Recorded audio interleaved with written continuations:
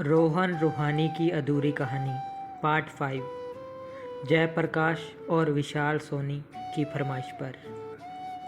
अभी तक आपने सुना सीमा कुल्हाड़ी लेकर शांति को धमकाती हुई।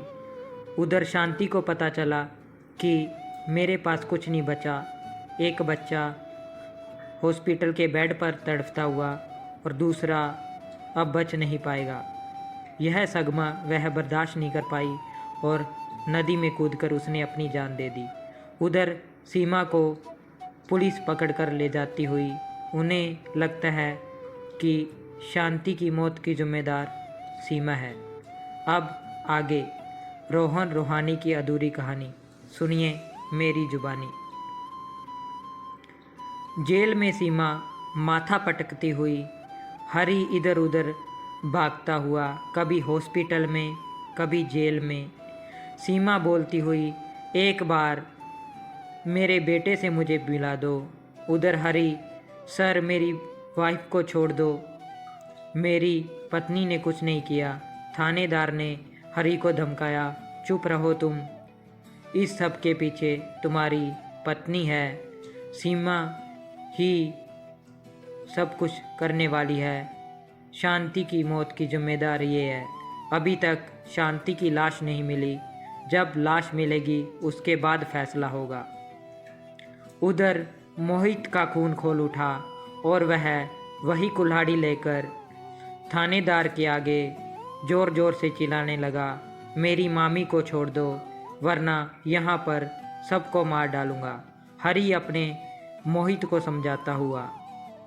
उधर सीमा सर पटकती हुई, बेटे की याद में मुझे अपने बेटे का चेहरा देखना है, मुझे रोहन से मिला दो। हरी हॉस्पिटल जाता हुआ, धीरे धीरे मोहित भी उसके साथ जाता हुआ।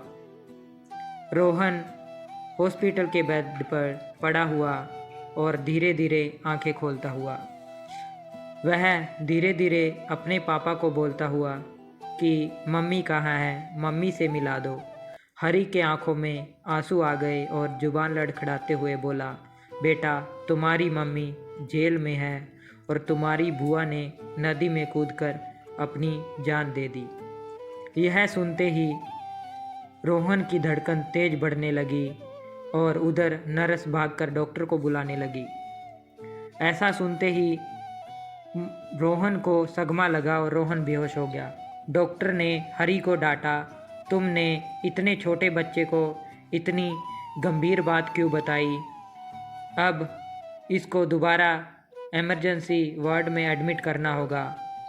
उसके बाद डॉक्टर ने हरी को बोला, अभी 10 लाख और लगेंगे क्योंकि तुम्हारा बेटा सदमे में जा चुका है। हरी, सर मैंने सारे पैसे लगा दिए, अब सिर्फ हमारा घर बचा है और वह भी शांति के नाम पर है, मैं पैसे कहाँ से लाऊं? शांति तो मर चुकी है। उधर सीमा को जेल में ले जाते हुए पकड़कर फिर उसे अदालत के सामने पेश किया। जज साहब ने सारे हालात को मद्देनज़र रखते हुए और सबूतों के गवाहों के बयानात पर सीमा को शांति का हत्यारा माना और बोला कि अगर सीमा कुल्हाड़ी लेकर शांति को धमकाती नहीं, प्रेशराइज नहीं करती तो आज शांति बच गई होती। अब अदालत इस नतीजे पर पहुंची है कि शांति की हत्यारन सीमा है और कानून के तौर पर सीमा को फांसी की सज़ा दी जाती है। You kill be death. ऐसे ही बोलने वाले होते हैं तो पीछे से शांति आती है, रुक जाइए जज साहब, मैं जिंदा हूँ। नदी में मैंने कूदकर अपनी जान देने की कोशिश की, वह मेरी गलती थी। मेरी भाभी भैया एकदम बेकसूर हैं। सीमा और हरी भागकर शांति को लिपट जाते हैं। मोहित भी खुश हो जाता है, मम्मी जिंदा है। हाँ भैया भाभी, आपके ही अच्छे कर्म हैं जो मैं जिंदा बच गई। हरी बहन, एक एहसान तुमने कर दिया, एक एहसान और कर दो, घर के कागजात दे दो। मोहित को बचाने के लिए हमें उसकी ज़रूरत है। हाँ भैया, उसको बचाने के लिए अगर मुझे अपनी जान भी देनी पड़े मैं दे दूँगी। फिर सीमा ने घर बेच दिया और पैसे उन सब दे दिए।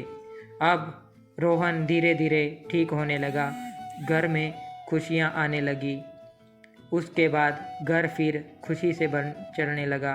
अब आगे देखते हैं यह घर में खुशियाँ कब तक रहती हैं या फिर और कोई इन खुशियों को नज़र लगाने के लिए बैठा है।